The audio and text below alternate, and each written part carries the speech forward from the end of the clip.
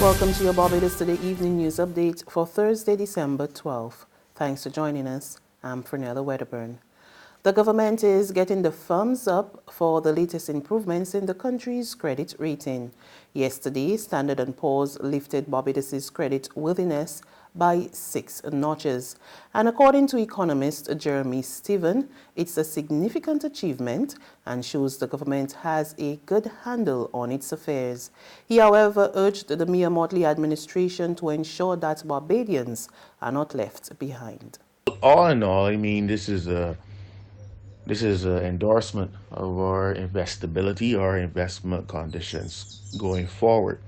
But again, even though the outlook is positive, one must always encourage the Barbados government to continue putting the people first and making sure that they keep their economic house in order. All is still not out of the woods yet. In fact, probably would never hear me say that you're out of the woods for a good while.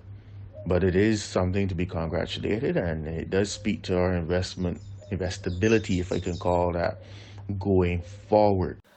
The Caribbean Development Bank today approved a US $29 million loan for government to tackle the problems plaguing the South Coast sewage system. The loan will finance the construction of a new marine outfall for the system. The new outfall, which is set to be located further offshore, will be deeper than the current emergency outfall and will be mostly buried to provide storm resilience. The design will also cater for future growth in the connected population, as well as the possible addition of other sewage networks to the plant. Director of Projects at the CDB, Daniel Best, says the bank is pleased to support the project. The former chairman of the National Assistance Board is raising concern about increasing incidents of elder abuse. Pastor David Duran says he's been receiving disturbing reports of seniors suffering from eviction and other forms of abuse, and he is calling on authorities to crack down on the problem and ensure that offenders feel the full brunt of the law.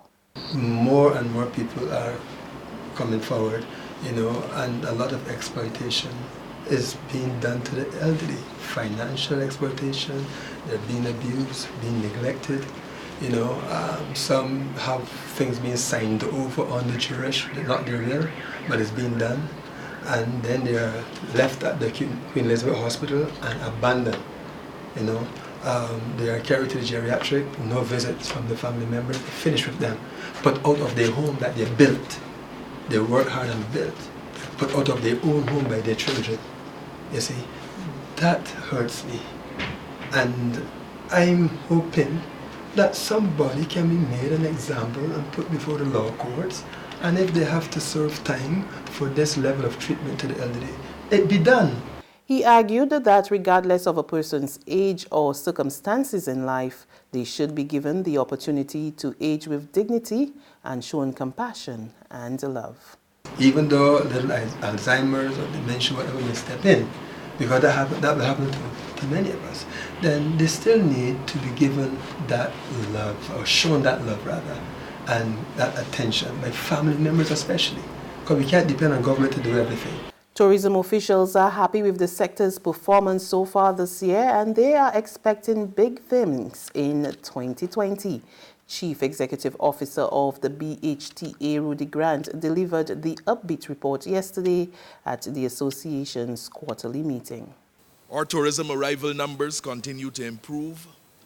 There has been growth in long-stay visitor arrivals of 5% for the period January to September 2019, and we are anticipating that we will continue to perform better in 2020.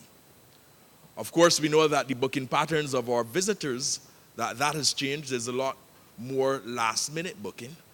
But when we look at our projections, that is having a very positive and significant impact in terms of increasing the overall numbers. At the same time, Chairman of the BHTA, Stephen Austin, says if the island is to remain competitive, it must address lingering issues. He cited the concerns about garbage collection and littering. I understand that some new garbage trucks are on the island, in Barbados, and some are scheduled to arrive soon, and I'm grateful and thankful. I'm pleading with government and the sanitation service to do all possible to clean up the pile of garbage all around Barbados. I've drove around the south coast. My dad lives in Maxwell. 4 weeks they didn't come and pick up garbage. It's not good.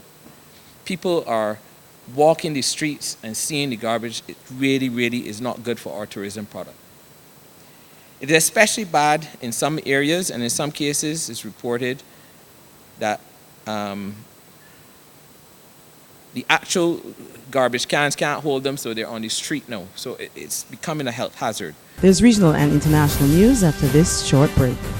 Festive Friday at the Bridgetown Night Market at Pelican Craft Center. Kick off the weekend this Friday from 4 p.m. to midnight with loads of food, drinks, and entertainment. Get ready for Crop Over with the Rhythm Roots Street Parade. Party like it's Kadooman Day on the street around Pelican Village with costume reveler, music, and more. It's Festive Friday. It's Festive Friday at the Bridgetown Night Market at Pelican Village Center from 4 p.m. to midnight. Admission free.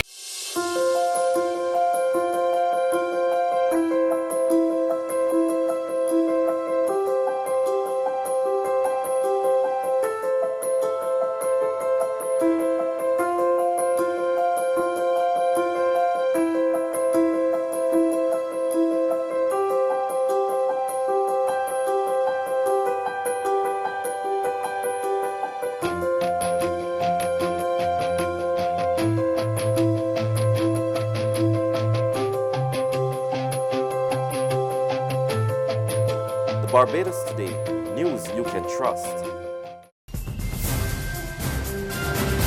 To the region now, in Trinidad and Tobago, the decriminalization of cannabis moves one step closer to becoming a reality as Parliament begins debate on the cannabis bill. More in this report from TV6 News.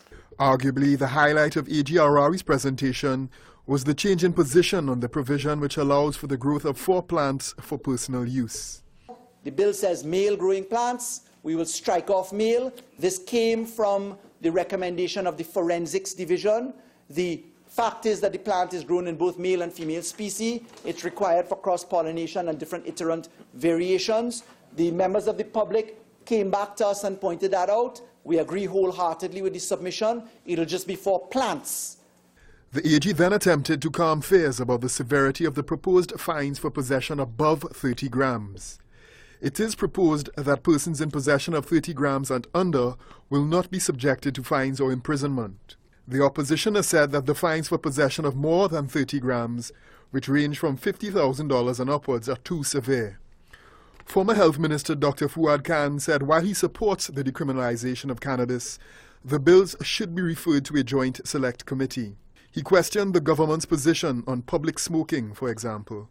We can't just come and say it's a simple majority with draconian penalties and say, well, we'll pass it anyway because it's simple majority.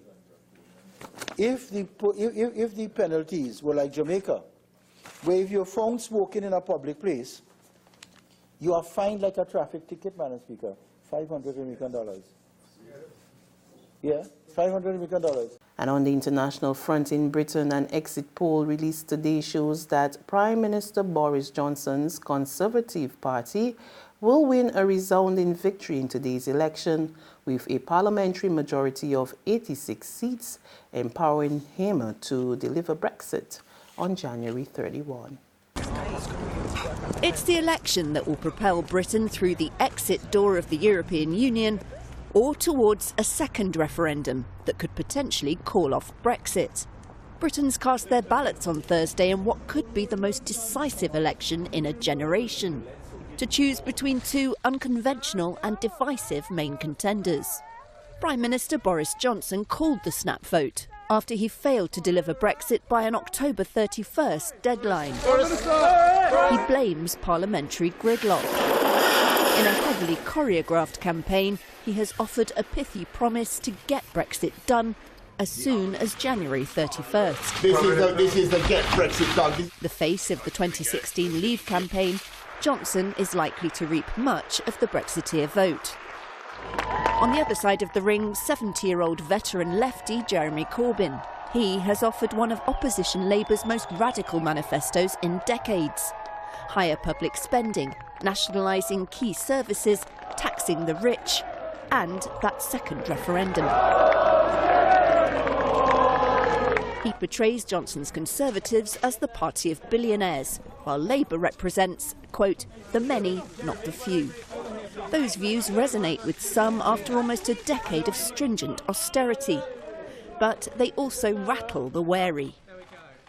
Polls predict a Conservative victory, but a hung Parliament is also a strong possibility, with turnout one of several hard-to-predict factors. And that's news, but for the very latest, visit us at www.barbadostoday.bb. You can also subscribe to our e-paper, email updates, or like us on Facebook, and sign up for our breaking news alerts via WhatsApp. We're also on Isumi Media in bus terminals, as well as screenplay at supermarkets and gas stations near you. And you can also hear us on Mix 96.9 FM and Capital Media HD 99.3 FM. I'm Fernella Wedderburn. Good evening.